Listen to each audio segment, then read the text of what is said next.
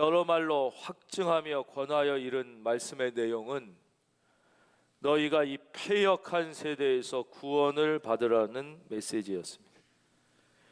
이 엄청난 역사는 그들의 마음을 움직여 이날에 무려 3,000명이 세례를 받는 기적이 일어났습니다. 이 시간 사랑하는 성도님들에게도 다시 한번 말씀드리겠습니다. 여러분, 한 분도 빠짐없이 이 패역한 세대에서 구원을 받을지어다. 이미 구원을 받으신 분들은 그 구원의 확신을 놓치지 말고 하나님 앞에 서는 그날까지 그 구원의 줄을 굳게 붙잡으시기를 주님의 이름으로 축원합니다. 성경은 이 세대를 패역한 세대라고 분명히 말씀하십니다. 여러분, 이 세대에 빠지면 패역한 인생이 되어 인생을 망치는 것입니다. 그 말을 받은 사람들은 세례를 받으며 이날에 신도의 수가 3,000이나 더하더라. 여러분, 요즘과 2000년 전 예루살렘의 인구 밀도를 비교해 보십시오. 그리고 지금은 차도 있고 지하철도 있고 버스도 있고 수많은 교통수단이 있지만 2000년 전 예루살렘에 무슨 대중교통수단이 있었겠습니까? 그런데 성령의 역사는 이렇게 일어나는 것입니다. 반드시 이 사도행전과 같은 그런 숫자적 증가는 아닐지라도 성령 받은 사람, 성령 받은 교회에는 이런 인간의 상식 수준을 초월하는 활기와 영성, 충만과 기쁨의 능력이 있습니다. 왜냐하면 하나님은 어제나 오늘이나 영원토록 동일하시기 때문입니다. 문제는 우리가 너무나 시시한 경험들 그리고 시시한 상식적인 체험 속에서 신앙생활을 하고 있는 것입니다. 그래서 하나님께서 내 안에서 행하신 일들조차도, 우리 가정 안에서 행하시고 있는 그런 하나님의 일조차도 깨닫지 못하고 살아갈 때가 너무나 많습니다. 하나님의 일인데 그게 하나님의 일임을 깨닫지 못해. 그래서 우리의 삶에 감격이 없고 간증이 없어요. 성령이 임한 교회에는 성령의 감동이 있고 성령이 임한 인생에는 성령의 능력이 있습니다. 이거 설명해 드리겠습니다. 성령의 능력이란 무엇이냐? 상황과 상관없이 성령의 은혜가 임한 성도님들은요, 상황과 상관없이, 이게 아주 중요해요. 한번 따라할까요? 상황과 상관없이, 상황과 상관없이, 그리고 인간적인 조건과 상관없이 그리스도의 복음을 증거하며 영적인 기쁨과 감격을 가지고 살아가게 되는 것이에요. 상황과 상관없이, 그리고 인간적 조건과 상관없이 성령의 은혜, 성령의 능력이 임한 교회와 성도님들은 바로 그리스도의 복음을 담대히 선포하며 영적인 기쁨과 감격을 가지고 살아가게 되는 것이에요. 그래서 그런 성도님들은 삶 자체가 예배, 꼭 모여서 예배 드리는 것만이 예배가 아니라 여러분의 삶 자체가 예배가 되고, 꼭 모여서 부르는 찬양만이 찬양이 아니라 여러분 삶 자체가 주님 앞에 찬양이 될지어다. 찬양이 되는 것이죠. 바로 이것이 초대교회였고 바로 오순절에 성령을 경험한 성도님들의 모습이었습니다. 오늘 우리가 특별히 중점적으로 살펴볼 말씀은, 그럼 이렇게 성령 받아서 새롭게 된 초대교회의 성도님들, 그 초대교회의 신앙생활의 모습은 어떠했을까? 이 초대교회의 성도님들의 실제적인 삶의 모습은 어떠했을까가 우리가 오늘 중점적으로 살펴볼 말씀이에요. 왜냐하면 이들 중에는 이 성령 받기 전에 3년 동안 예수님을 쫓아다니면서 말씀을 듣고 훈련받은 사람들도 있었지만, 그날 3,000명 세례를 받은 사람들은 그 전까지는 완전히 구약의 문화, 유대교의 문화, 미신의 문화, 세상의 문화에 길들여서 있다가 하루아침에 믿음의 세계로 들어온 사람들도 엄청나게 많았다는 거죠. 그렇죠? 이 사람들이 서로 뒤섞였는데 과연 이분들의 그 초대교회의 실제적인 생활의 모습은 무엇이었을까? 조금 어렵게 말씀드리면 새 복음, 새 성령, 새 교회 공동체에 들어가게 된 이 성도님들, 초대교회의 생활 모습은 어떤 것이었을까? 왜냐하면 이게 왜 중요하냐면 바로 그 모습이 오늘날 우리들이 본받아야 될 모델이기 때문에 그렇습니다. 오늘날 성도가, 오늘날의 교회가 본받아야 될 모델이 바로 이 초대교회의 모델이고 그들의 신앙생활이었기 때문에 너무나 감사하게도 이 초대교회 성도들의 신앙생활을 분명하게 묘사해 주는 말씀이 42절에 나와 있습니다. 그래서 42절은 우리가 한번 다 함께 읽도록 하겠습니다. 화면 보시고 42절 다 함께 읽습니다. 시작. 그들이 사도의 가르침을 받아 서로 교제하고 떡을 떼며 오로지 기도하기를 힘쓰니라. 첫째, 그들의 신앙생활은 말씀을 배우는 생활이었습니다. 여러분, 예수 믿는 사람, 은혜 받은 사람, 성령을 체험한 사람들이 가장 먼저 해야 할 일은 무엇입니까? 하나님의 나라, 하나님의 공동체에 들어온 사람들이 맨 먼저 해야 될 일은 바로 말씀을 받고 말씀을 배우고 말씀에 최선을 다하는 것이에요. 그러니까 지금까지 성령 체험을 강조해 왔던 교회나 교단이나 그리스도인들의 중요한 문제는 말씀의 가르침에 최선을 다하지 않고 말씀을 배우는 데 최선을 다하지 않고 어떠한 영적인 체험만, 어떠한 현상만 추구한 데 있는 거예요. 이건 뭐냐? 흥분은 한 마음은 있으나 뿌리가 든든하지 못한 거예요. 감정은 막 떠 있는데 본질이 없는 것이에요. 그러니까 말씀을 무시한 성령 충만은 아예 존재할 수 자체가 없어요. 그래서 우리가 늘 말씀과 성령 이렇게 되어 있는 것이에요. 왜냐? 성령은 그 자체가 진리의 영이기 때문입니다. 성령은 진리의 영이라. 즉 성령은 그 자체가 말씀의 영, 진리의 영이시기 때문에 말씀의 뿌리를 내리지 않은 성령 충만은 아예 존재할 수가 없어요. 그리고 또 그럼 이 초기에 성령 충만을 받은 이 사람들이 이 120명이 뜨겁게 기도해 성령 충만을 받았. 하늘로부터 하나님의 영이 임했잖아요. 그렇다고 해서 야 이제 우리는 하나님의 영이 친히 임하셨으니 굳이 사람들로부터 말씀을 배울 필요가 뭐가 있겠느냐? 하나님께 직접 배우지. 이게 세상 말로 직통계시 아니에요.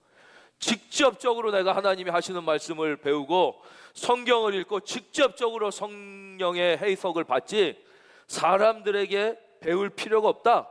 인간적인 말씀의 스승이 필요 없다는 심각한 착각과 교만에 빠지지도 않았다는 것이죠. 이것이 바로 초대교회가 될 수 있고 하나님의 교회가 될 수 있었던 아주 중요한 이유입니다.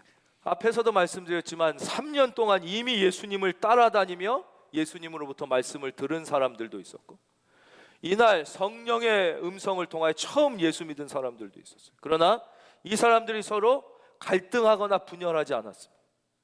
똑같이 사도들을 통하여 주시는 말씀을 똑같이 최선을 다해서 받아들일 때 그 말씀은 개개인의 차이를 극복하고 모든 사람을 다 한 사람 한 사람 하나님의 사람으로 굳건하게 세웠다는 것이죠. 오늘 우리도 마찬가지입니다. 내가 신앙의 경력이 짧고 나는 별로 아는 게 없다고 말씀을 듣고 말씀을 배울 때 주저하거나 뒤로 물러갈 필요가 전혀 없는 것이에요. 또 나는 많은 이 설교를 들었어도 수만 편을 평생 들었고 내가 제자 훈련도 이렇게 다 체계적인 훈련을 다 받고 무슨 DTS도 하고 CC 출신이고 이런데 나는 뭔가 좀 특별한 더 수준이 있는 나에게 개별화된 말씀을 들어야 되지 않느냐? 이런 교만한 생각도 다 버려야 된다는 것입니다. 다 버려야 된다. 근데 예수님의 무덤 앞에까지 찾아갔던 그 사람들 다 똑같이 들어도 다 하나님의 말씀은 개개인에게 합당하게 그 사람의 처지에 분명하게 믿으시면 아멘. 중요한 것은 우리가 다 하나님 앞에서 겸손하게 나에게 주시는 말씀을 열심을 가지고 배우는 것이죠. 그래서 신앙의 연수와 상관없어요. 경험과 상관없이 모든 그리스도인들에게 말씀의 훈련, 말씀을 사모함으로 그 가르침을 받는 것. 그래서 여러분 주의를 사모하시기를 바라고 여러분 주의를 건너뛰는 일이 없기를 바랍니다. 주의를 건너뛰지 말고 모든 말씀을 사모해야 돼. 한 주 한 주가 하나님이 바로 나를 위하여 준비하신 말씀이라는 분명한 확신을 가지고 여러분이 주일날 말씀을 사모하면, 두 번째, 그러면 이 사람들은 말씀을 누구로부터 누구에게 배웠습니까? 여기서 우리가 질문할 수 있죠. 아니, 말씀의 내용이 중요하지 누구로부터 배운 게 뭐가 중요하냐? 아무에게나 배워도 잘 배우면 되지 않냐? 근데 그렇지 않습니다. 매우 중요합니다. 왜냐? 말씀을 누구에게 배웠느냐? 이게 바로 신앙의 정통성을 가르는 문제이기 때문입니다. 신앙의 정통성. 왜냐? 말씀을 가르친다는 사람들이 어디서 왔는지, 무슨 말씀을 가르치는지, 자기가 어디로부터 배웠는지, 특별히 대한민국에는 이런 경우들이 너무나 많기 때문에, 전 세계적으로도 그렇지만 이단이 너무 많고 사이비가 너무 많고 말 같지도 않은 사기꾼들이 너무나 많기 때문입니다. 이들은 사도들로부터 말씀을 배웠기 때문에 신앙의 정통성. 그러니까 신앙은 하루아침에 어느 사람이 산에 올라가서 돌을 닦다가 무슨 하늘로부터 배웠다, 이런 건 100%다 이단 사입니다. 신앙은 반드시 정통성 안에. 그래서 사도들이 있었고, 사도들은 누구예요? 예수님으로부터 직접 말씀을, 사도의 제자들을 속사도라고 합니다. 속사도가 있었고, 속사도의 제자가 교부가 있었고, 교부들의 제자에 의해서 오늘날 2000년 후의 교회까지 신앙의 정통성이, 사도적 정통성이 면면이 계승된 교회만 진정한 교회인 것이죠. 세 번째, 그렇다면 이들이 이 사도들로부터 그 마음을 다해 배운 말씀의 내용, 커리큘럼은 어떤 것이었냐 하는 거예요.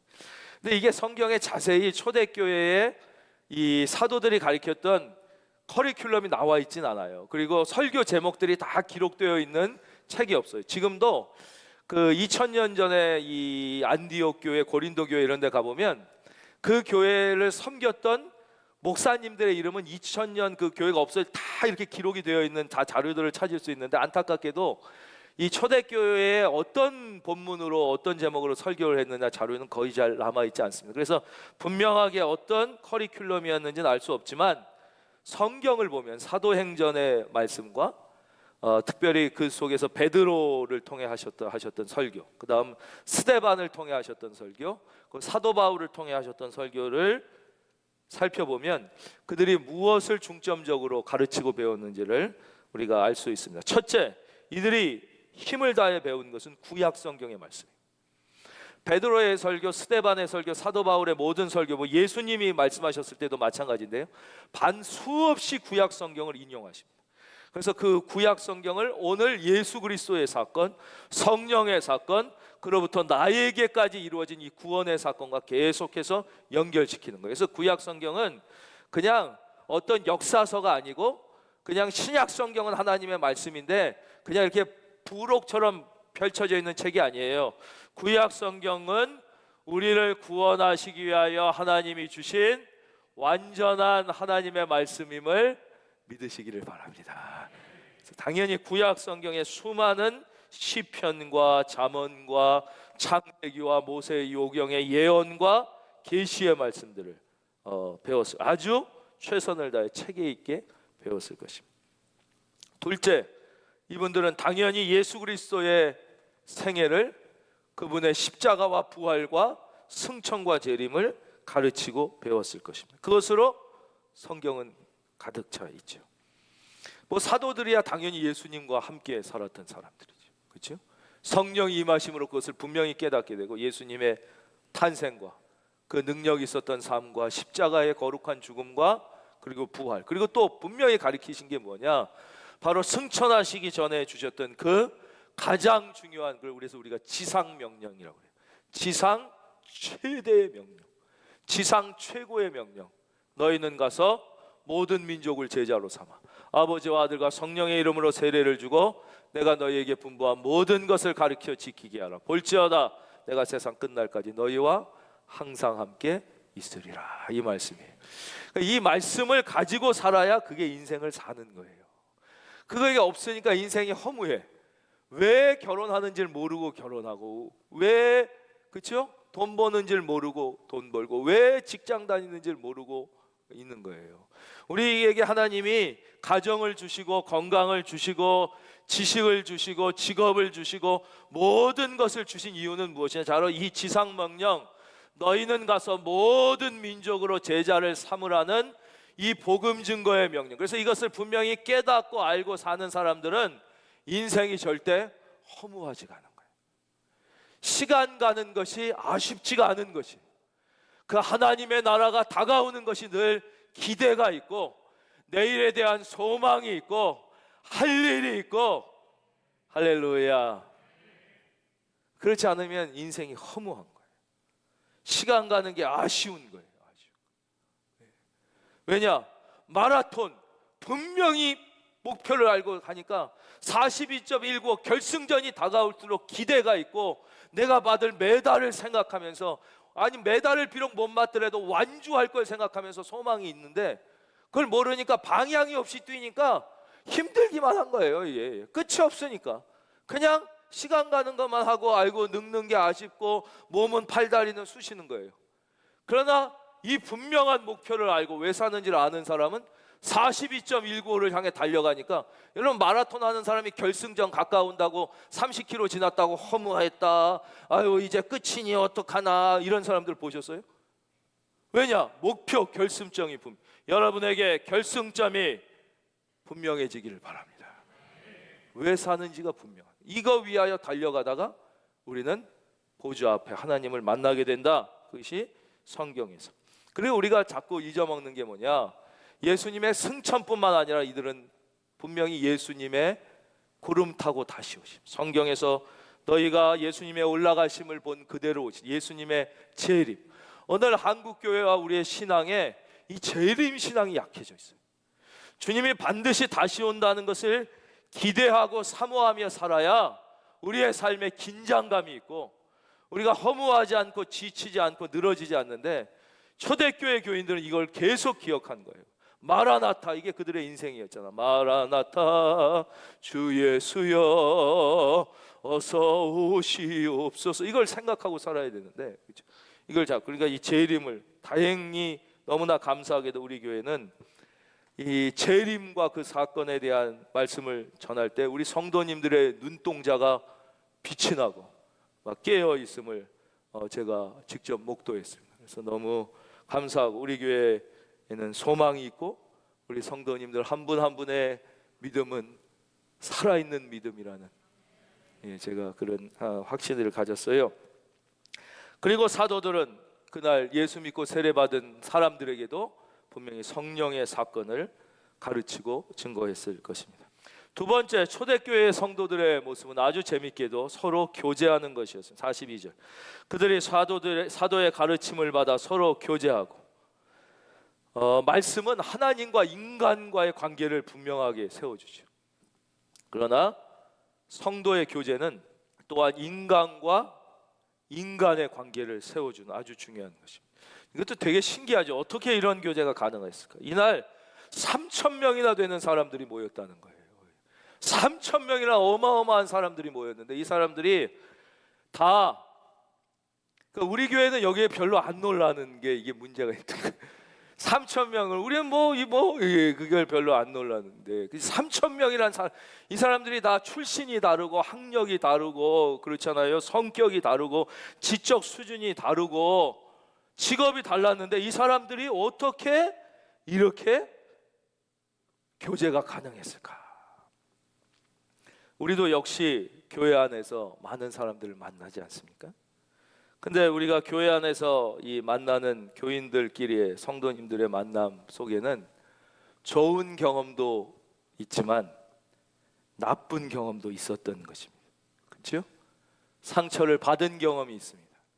우리가 생각하지 못해서 그렇지 그만큼 우리가 또 상처를 준 경험도 있는 것입니다. 그래서 이 교회 안에서 성도의 아름다운 교제를 갖는 일이 꼭 그럴 필요가 있는가?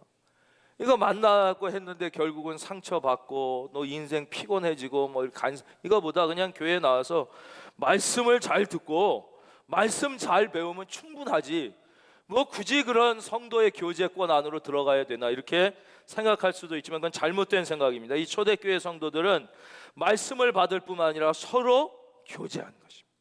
과연 이 성도의, 성경이 이렇게 중요하게 말씀하신 성도의 교제는 무엇입니까? 여러분, 교제는 뭐예요? 세상 사람들이 얘기하는 교제는 뻔하죠. 식사 같이 하거나 뭐 운동하러 같이 다니거나 뭐 등산 같이 다니거나 취미 활동 같이 하거나 뭐 그렇죠. 뭐 예술이나 음악 활동 같이 하거나 뭐 아니면 술자리 같이 하거나 뭐 이런 걸 교제라고 그래요. 그렇다면 성경이 말씀하시는 그리스도인들의 교제, 성도의 교제란 무엇이냐? 그 답이 고린도 후서에 나와 있어요. 고린도 후서 13장 13절 아주 유명해요. 매주 듣는 말씀이에요. 바로 이게 여러분이 매주 들으시는 축도의 원형입니다. 축도의 원형은 목사가 자기 마음대로 하는 게 아니에요. 저 말씀의 원형이에요. 주 예수 그리스도의 은혜와 하나님의 사랑과 성령의 교통하심이, 바로 이 성령의 교통하심, 여기에 하늘의 교제권, 이 성도의 아름다운 교제가 설명되어 있는 것. 즉 성도의 교제는 세상 사람들처럼 취미 활동을 같이 하거나 식사를 같이 하거나 운동을 같이 하거나 등산 같이 다니거나 이런 게 아니라 우리 각 사람 안에 임하신 성령 안에서 바로 영적으로, 할렐루야, 이거 잘 뭐 이해가 안 가셔도 우리 그냥 암기하세요. 이거 그냥 암기 딱 해가지고 암기하시면 돼요. 한번 따라하겠습니다. 하늘의 교제권, 이걸 성령의 교제권, 즉 영적으로 교제하는 거지. 성도님과 목사가 인간적으로 얼마나 친하냐, 그건 전혀 중요하지 않은 거예요. 의미가 사실 없어요. 친할 수도 있지만 전혀 안 친하도 영적으로 아무 문제가 없어요. 그러나 영적으로 안 친하다면 이건 심각한 것이죠. 반드시 성도님과 목사는 영적으로 친해서, 목사님은 성도님을 위하여 영적으로 간절히 기도하고 성도님들의 영혼을 튼튼하게 하기 위하여 말씀을 먹이는 일에 최선을 다할 뿐만 아니라, 성도님들도 목사가 내 이름도 모르는데 이러지 말고 영적으로 부족하지만 이들이 사도들을 위하여 뜨겁게 기도했던 것처럼 여러분이 목사를 위하여 영적으로 기도해 주시면 여러분의 영혼이 튼튼해지는 것이죠. 그리고 은혜를 받게 되고 말씀이 다르게 들리는, 이 초대교회 성도님들은 당연히 사도들을 위하여, 사도들의 가르침과 사도들의 말씀을 위하여 늘 기도했을 것이에요. 이 영적인 교제, 성도의 교제도 마찬가지죠. 바로 성령 안에 서로 보완하고 협력하고 영적으로 가까워지는 것이지, 인간적으로, 그러니까 교회 안에서 서로 상처를 받고 결국 피곤해지고, 그렇죠? 나중에는 영적으로 협력하고 하나 되지 못하게 되는 것이. 그러다 보니까 어떻게 해요? 갈수록 아예 이걸 안 하려고 그래. 말씀 듣고 말씀 배우고 예배 잘 드리면 되지, 무슨 성도의 교제권 안에 들어가봤자 피곤하기만 하다, 이렇게 되니까 어떻게 돼요? 예수 믿고도 외로워지는 것입니다. 세상 친구는 아무리 많아도 외롭습니다. 그리고 고독해져요. 이 단계가 넘어가면 어떻게 되느냐? 마음에 불안이 찾아옵니다.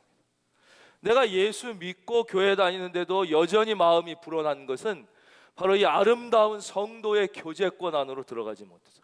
이게 하늘의 교제권이 얼마나 소중한 건지 한 번 더 할까요? 우리 상층 맨 뒤에 있는 분도 같이 해보겠습니다. 하늘의 교제권. 여러분, 한번 여러분에게 여쭤보겠습니다. 여러분이 잘 되실 때 제일 기뻐하고 좋아할 사람이 누구라고 생각합니까? 첫째, 무조건 부모님이에요. 이건 당연한 거예요. 부모님이 제일 기뻐하고 좋아하고 마음으로 제일 응원해요. 그 다음은 누굴까요? 여러분, 세상 친구라고 생각하십니까? 좋아하지만 부러워하는 마음도 클걸요. 좋아하지만 야, 같은 동창인데 난 뭐냐? 이런 마음도 클걸요. 여러분, 형제, 그 다음 형제가 물론 부모 다음에 형제도요, 너무 잘 되면 기뻐하지만 마음속으로 야, 형네 애는 저렇게 잘 되는데 우리 애는 왜 이런가? 이런 마음이 혹시 들지 않을까요? 기뻐하지만 부러워하는 마음도, 조금은 섭섭한 마음도 있지 않을까요? 여러분, 그러나 목사는요, 부모 다음으로 성도님이 잘 되는 걸 부러워하는 목사는 없어요. 잘 될수록 좋고 진짜 기뻐하고 성도님들이 잘 되기 위하여 감사하고 기도하는 게, 그게 목사가 특별히 인격이 뛰어나서가 아니에요. 형제보다 친구보다 여러분과 가까워서가 아니라 하늘의 교제권, 이 영적인 교제권이 이루어지면 이렇게 되는 것이에요. 여러분 안에 같은 소그룹 식구끼리 같은 찬양대원들끼리, 교회학교 선생님들끼리, 희망봉사대 대원들끼리 이러한 귀한 하늘의 교제권이 만들어질지어다. 그래서 진심으로 위해주고 부러움 없이 축복해주고 진짜 아픈 사람, 고난당한 사람을 위하여 뜨겁게 기도해주는 이 영적인 거룩한 교제권, 이게 교회 안에서 반드시, 이게 하나님의 방법이에요. 이 교회에 나와서 영적으로 이렇게 영적인 성령의 교제권을 가지고 함께하는 사람이 한 사람도 없는 것은 하나님의 방법이 아니에요. 그래서 여러분들이 이게 누가 해주길 기대하면 안 돼요. 적극적으로 찬양대, 교회학교 교사, 희망봉사단, 사랑봉사대 외에도 얼마나 많습니까? 예, 특별히 우리 교회는 너무나 제가 볼 때도 존경스럽고 정말 칭찬할 만한 귀한 소그룹 리더들이 많이 계신 거예요. 그 교제권 안으로 열심히 뛰어 들어가야 돼요. 여러분, 교회의 힘은 어디서 나옵니까? 물론 말씀에서 나옵니다. 그러나 교회의 힘이 말씀에서만 나오는 게 아니에요. 물론 교회의 힘은 말씀에서 나오지만 교회의 힘은 또 그 교회 안에 얼마나 아름다운 성령의 교제권이 이루어졌느냐가 그 교회의 힘이듯이, 여러분 한 분 한 분이 교회라고 수도 없이 말씀드리죠. 여러분 한 분, 교회는 건물이 아니에요. 조직이 아니에요. 교회는 그쵸, 한 분 한 분 하나님의 영이 임한 성도의 모임이 교회예요. 그러니까 여러분 한 분 한 분이 교회. 성도의 힘은 어디서 나오냐? 당연히 물론 말씀에서 나오죠. 이건 틀림없어요. 그러나 말씀에서뿐만 아니라 또 하나 아름다운 영적인 교제권이, 할렐루야, 그곳에서 성도의 힘이 나오는 거예요. 성도의 힘. 함께 기도해주고 함께 진심으로 위해주고 응원해줄 수 있는 성도의 교제권. 그래서 여러분들이 다시 축복할게요. 이 아름다운 성도의 교제권 안으로 힘써 들어가기를 주의 이름으로 축원합니다. 또 세 번째, 이 성도들은 사도의 가르침을 받아 서로 떡을 뗐습니다. 그들이 사도의 가르침을 받아 서로 교제하고 떡을 떼며, 먹는 건 참 역시 좋은 일인 것 같아요. 그렇죠? 이들이 영적인 일만 한 것 같았지만 아니었습니다. 실제로 그들은 먹는 일도 곁들였다는 거죠. 그렇다면 교회 안에서 먹을 때는 어떻게 먹어야 되느냐? 그것에 대한 자세한 설명이 고린도서에 나와 있어요. 교회에서 먹는 것은 그리스도의 몸된 교회를 더욱 아름답게 세워가기 위한 거예요. 성도의 하늘의 교제권을 더욱 아름답게 세워가기 위해서 먹는 거지, 배부르려고 먹는 게 절대 아니에요. 맛있는 거 먹으려고 먹는 게 교회 먹는 게 아니라는 거예요. 그래서 어느 모임이든 교회에서 먹을 때는 맛있는 거 있을 때 먼저 먹지 말고 기다려주는 거예요. 기다려주고, 그리고 배고파서, 내가 배고파서 좀 많이, 그런 게 아니에요. 배고픈 건 집에서 먹어야 돼요.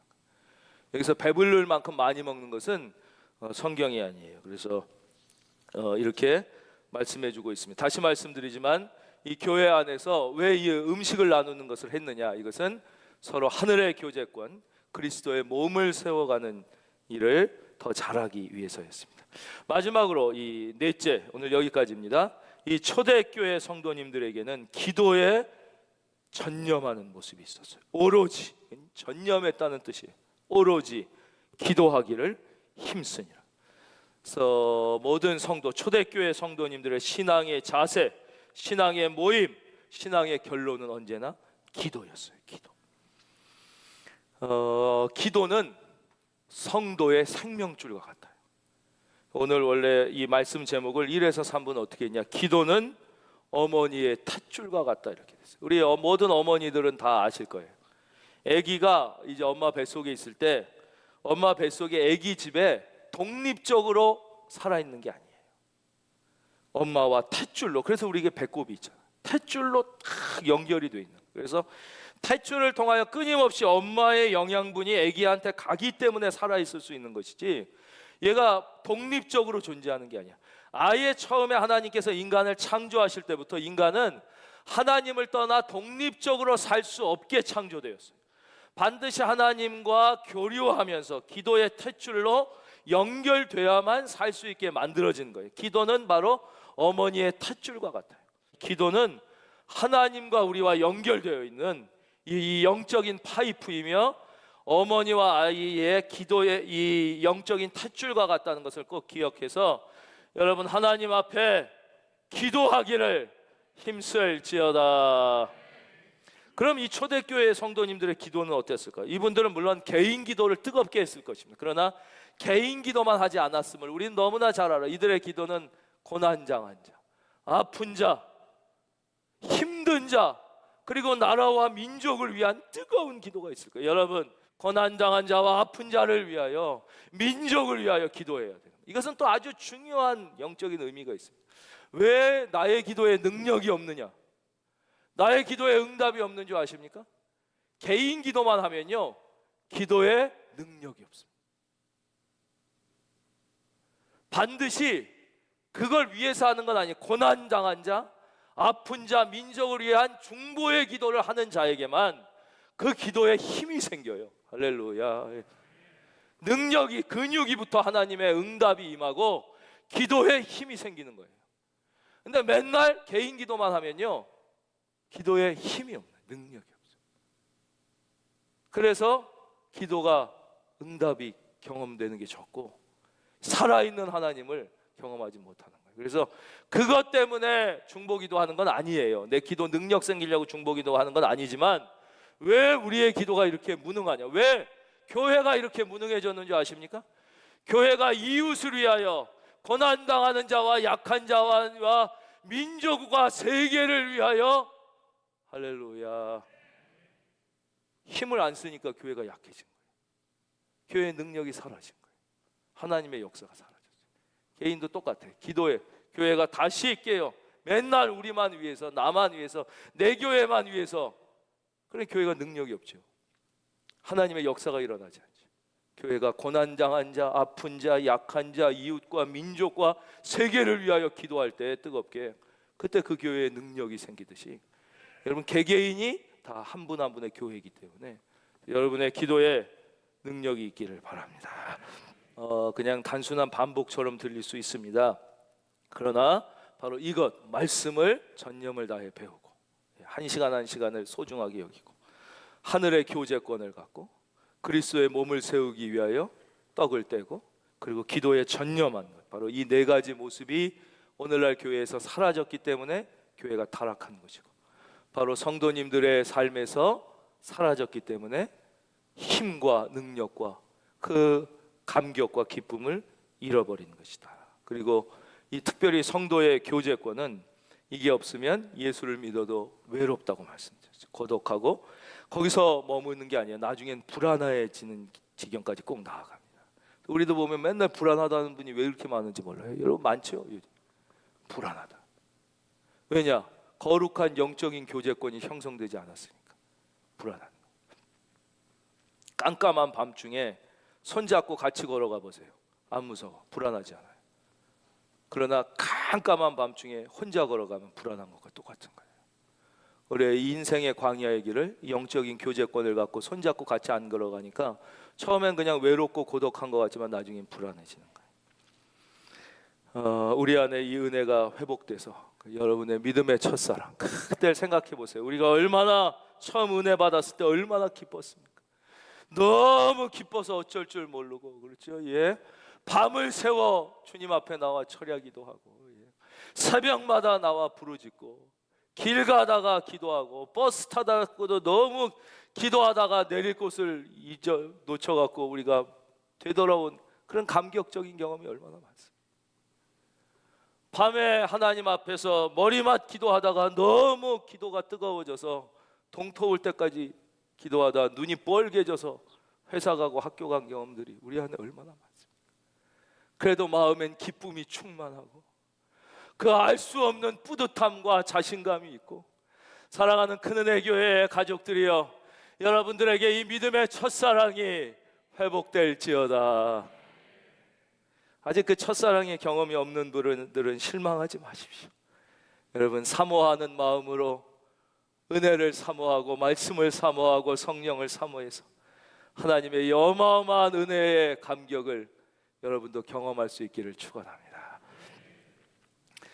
예수 처음 믿는 사람들이나 또 우리 안에서도 속으로 이런 믿음의 공동체에 대해 부정적인 생각을 가졌던 사람들이 우리 교회 공동체에 들어와서 깜짝 놀라는 일이 우리 안에 있기를 바랍니다. 우리는 너무 상처를 많이 받았잖아요. 우리는 이미 세상에서 너무나 피곤한 인간관계에 지쳐 있지 않습니까? 만나봤더니 결국은 너무나 이기적인 관계예요. 또 그 관계가 좋으려고 나도 애쓰고 해봤지만 결국은 다 허무한 만남, 교제를 너무 많이 해와서 우리가 믿음 안에 들어와서조차도 그런 참된 하늘의 교제권, 영적인 교제권을 놓친 채 그 미리 벽을 치고 이렇게 참 신앙의 공동체 안으로 못 들어오는 경우가 있습니다. 여러분, 그것과는 전혀 질이 다른 진짜 영적인 차원의 그런 영적인 공동체가 우리 큰은혜 교회 안에서 다시 초대교회의 역사가, 성령의 역사가 여러분의 믿음 안에서 다시 이루어지게 되기를 주의 이름으로 축원합니다.